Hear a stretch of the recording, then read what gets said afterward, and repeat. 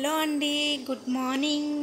వాన పడుతుంది కదా. ఈ చల్లటి వాతావరణంలో వేడివేడిగా చికెన్ డీప్ ఫ్రై చేస్తున్నా చూసేయండి. మరి ఇట్లా వాటర్ చికెన్ ఉంటుంది కదా, ఆ వాటర్ అంతా ఇంకిపోయేలాగా ఏమీ వేయకుండా ఉత్తి ఒక దానిలో చికెన్ వేసుకొని వాటర్ మొత్తం పోయేలాగా అలా ఉడకనివ్వండి.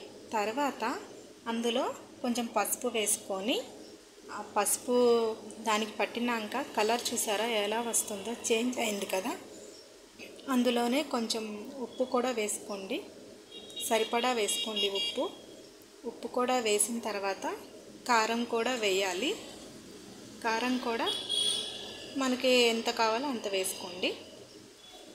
కారం కూడా వేసి కొంచెం సేపు బాగా మగ్గనివ్వాలి. ఆ వాటరేనండి, ఆయిల్ ఏం వేయద్దు ఇప్పుడే. కారం వేసిన తర్వాత ఆయిల్ వేసుకోవాలి.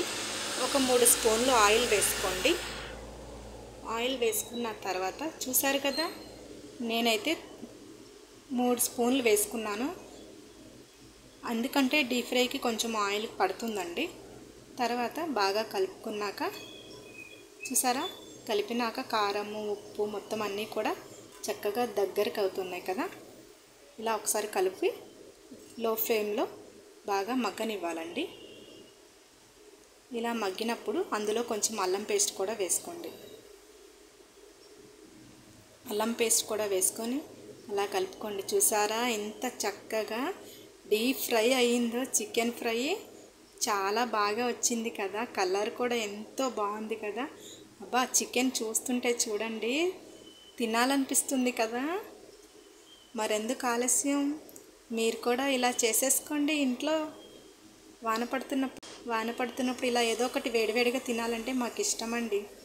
మరి మీకు కూడా అలానే అనిపిస్తుందా? కొంచెం లైట్గా కొత్తిమీర వేసుకోండి. నేను ధనియాల పొడి అది వేసాను కానీ స్కిప్ అయిపోయిందండి. కొంచెం మీరు కూడా ఇలా వేసుకొని కొత్తిమీర లైట్గా పైన చల్లుకోండి. కొంచెం లో ఫ్లేమ్లో పెట్టుకోండి. అయిపోతుంది చికెన్ ఫ్రై. ఇంతేనండి, చాలా సింపుల్గా చేసుకోవచ్చు. ఏమీ వేయకుండా సింపుల్గా అల్లం పేస్టు ధనియాల పొడితోనే చేసుకోవచ్చండి. ఏ మసాలాలు వేయని అవసరం లేదండి, అంత టేస్ట్గా ఉంటుంది. మరి ఒకసారి ట్రై చేసేయండి.